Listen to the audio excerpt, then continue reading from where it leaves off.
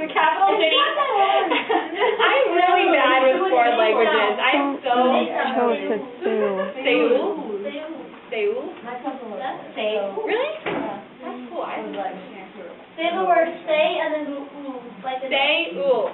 Seoul. Seoul? Yeah. Say that. Yeah, it's like, have you seen Fat Albert where the guy's trying to, or the kid's trying to teach him how to say balloon? No. Okay. Sorry. Okay, so this is in that city, and these are the South Koreans, because they were not expecting this, right? So they are fleeing, because there are North Korean troops just sweeping down south to get them. And that's still happening? No. This was in 1950. Oh, my God.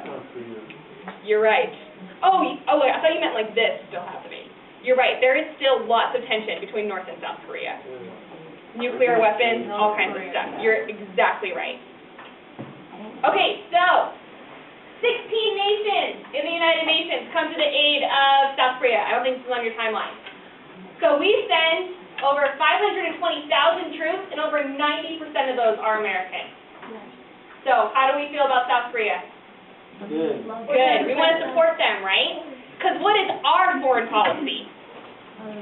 We don't want the communism. We have a democracy. What? We don't want communism to spread. Yes, containment, right? Containment. So this is the United States kind of showing how true we are to that policy of containment. We do not want communism to spread.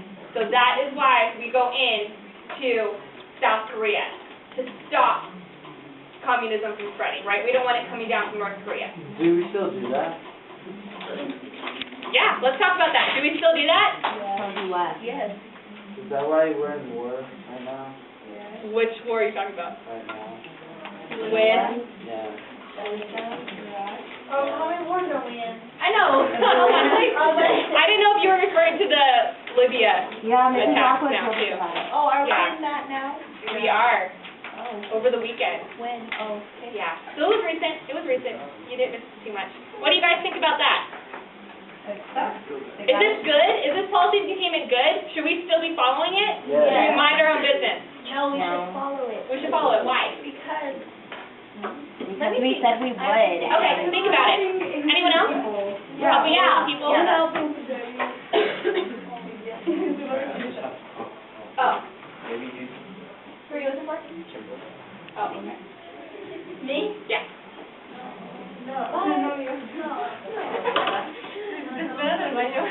Okay, anyone else? You, Trey, something to add? Thinking.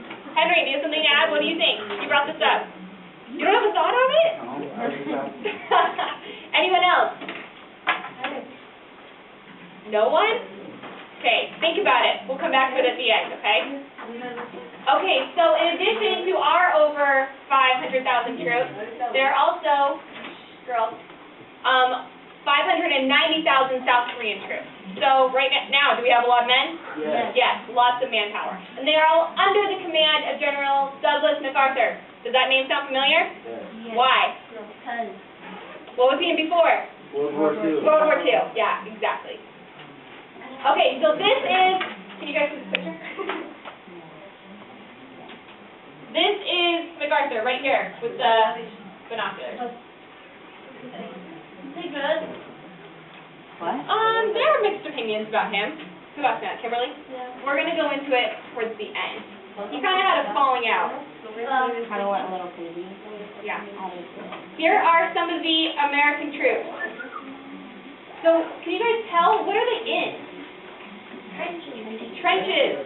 Where was trench warfare used a lot before? World War I. Yeah, there are reports of soldiers just talking about how similar it felt after reading accounts of World War I being in the trenches, and then they themselves being in trenches in the Korean War, that it felt like it was the same kind of war. So remember how we talked about how awful life in the trenches was, and how it was muddy and gross, and people were getting sick and diseased? Same thing. Except not as bad, right? Because there was more like, yeah, probably not as bad. You're right. Okay, so these are American troops. So now today, do we hardly even do that? We just like fly over and bomb them? There's not as many people on the ground. You're right. But there still are, in tanks and on foot. Yeah. Okay, so this is on your timeline. So July and August 1950, North Korea drives south. And they do not meet a lot of resistance. So they are able to push the United Nations troops, which are mostly Americans, right? And South Korea is too. Flip your page over. Go to your map. And turn in your American book to page 631. Try that.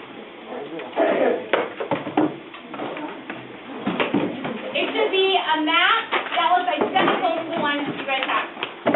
Wait, what?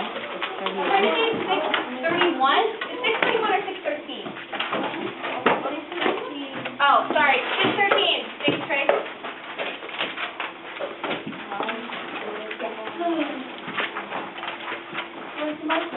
I'll get them for you in a second. Okay, so what I was going to do, the back of your map, what I want you to do is follow the map in the textbook. I want you to only use two colors. One to represent North Korea. What kind of government do they have? Communist, yes. And one color to represent South Korea. What kind of government do they have? Yes. Democratic Republican. Okay, so you will use the same colors for all 5 pictures to show the change in the boundaries throughout the war. Okay, any questions? Good? Okay, I'm going to grab markers. You guys come up here and get them. You might want to use colored pencils to put the laser on the other side.